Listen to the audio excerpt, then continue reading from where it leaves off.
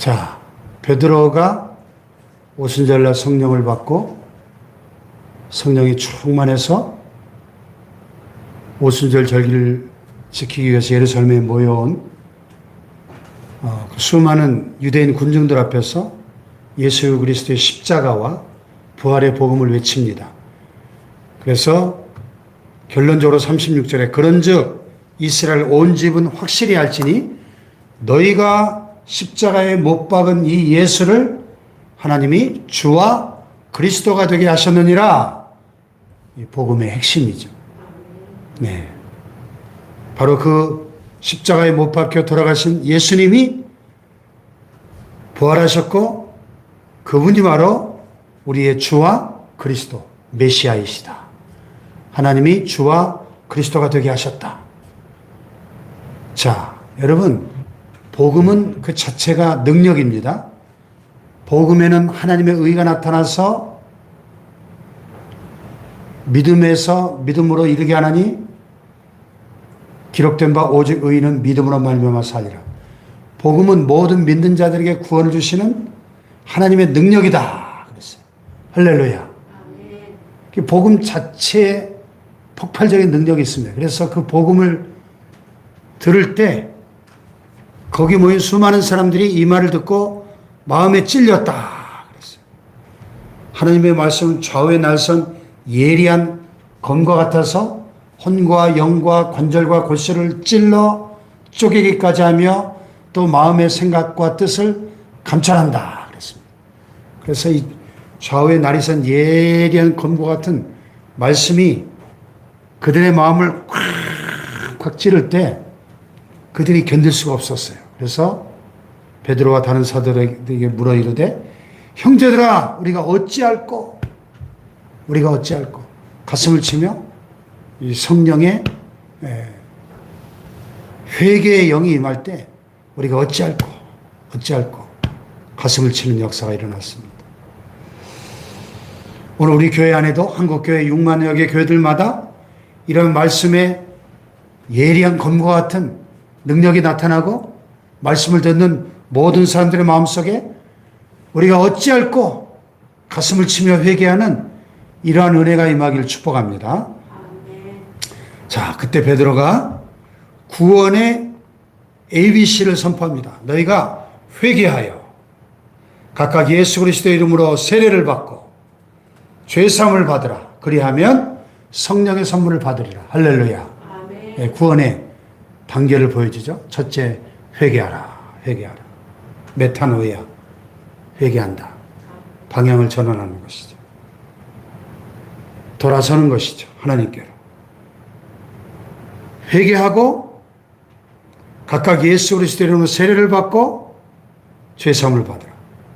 세례는 내가 진정으로 회개했다고 하는 표시죠. 그래서 구원의 첫 단계는 뭐예요? 회개예요, 회개. 회개 없는 구원이 있을 수가 없죠. 그래서 세례 요한도 회개하라.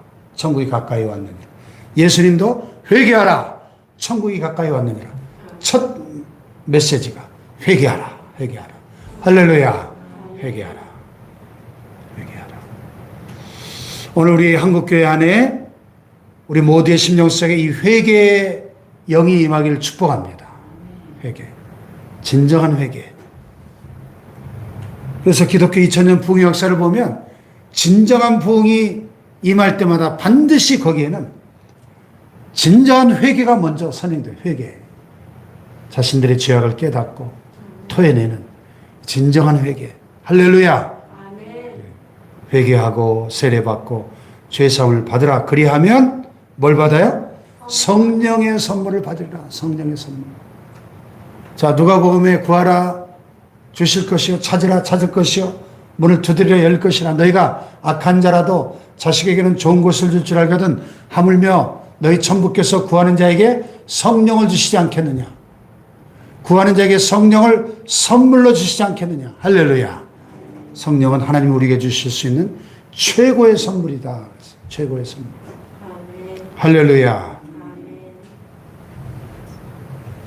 자, 그랬더니 이 말을 받은 사람들이 세례를 받고 이날의 신도의 수가 3,000이나 더하더라. 할렐루야. 놀라운 역사죠. 조그만 계집종 옆에서 너도 갈릴리 사람이지? 나 아니야. 너도 그 예수와 함께 있었잖아. 아니야, 난 그놈이 누구지도 몰라. 저주하면서 맹세하면서 3번씩이나 부인했던 이 비겁하고 연약한 베드로가, 벌벌 떨던 이 베드로가 담대하게 예수님의 십자가와 부활을 외칠 때 3,000명이 회개하고 예수 믿고 세례를 받아 구원받는 놀라운 부흥이 나타났습니다. 할렐루야. 성령의 역사죠. 자, 이렇게 해서 지구상 최초의 교회가, 신약교회가 탄생됩니다. 자, 처음 탄생된 교회의 모습은 하나님 나라의 현현을, 성령 충만한 공동체가 보여줄 수 있는 하나님 나라의 현현, 하나님 나라의 그 단면을 우리에게 잘 보여주고 있습니다. 자, 42절에 보니까 그들이 사도의 가르침을 받아 서로 교제하고 떡을 떼며 오로지 기도하기를 힘쓰니라. 그러니까 이 초대교회는 4가지 일에 헌신했는데요. 영어서에 보면 they devoted themselves. devote란 말은 헌신하다는 뜻이거든요. 그들이 4가지 일에 헌신했는데, 첫째, to the apostles' teaching, 사도들의 가르침, 말씀의 가르침. 여러분, 교회의 출발은, 교회의 기초는 사도들의 가르침이에요. 하나님의 말씀의 가르침 위에 교회가 세워지는 겁니다.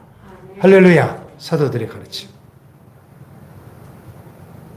두 번째는 서로 교제하고, to fellowship, 코이노니아, 성도의 신령한 교제, 성도가 서로 교통하는 것을 믿는다고 우리가 사도신경에 고백하는 그 코이노니아입니다. 성도의 신령한 교제, 세상에서 맛볼 수 없는 성도의 그 신령한 교제, 또 떡을 떼며 그랬어요. To the breaking of bread. 먹고 마셨다는 게 아니라 예수님의 살과 피를 기념하는 성찬을 말하죠. 초대교회는 모일 때마다 이 성찬식을 했다고 합니다. 주님의 살과 피를 기념하고 오로지 기도하기를 힘쓰니라. To prayer. 자, 말씀의 가르침에, 또 서로 교제하는 일에, 또 떡을 떼며 주님의 살과 피를 기념하는 일에, 그리고 기도하는 일에 오로지 힘썼다. 아멘. 할렐루야. 아멘. 이게 교회가 힘써야 될 본질적인 사역이다 하는 것입니다. 자, 그렇게 할 때 어떤 일들이 일어났어요? 첫째, 기사와 표적이 많이 나타났어요. 사람마다 두려워하는데 사도들로 말미암아 기사와 표적이 많이 나타나니 그랬어요. 기사와 표적, signs and wonders. 하나님의 그 기적과 놀라운 일들이 많이 나타났다는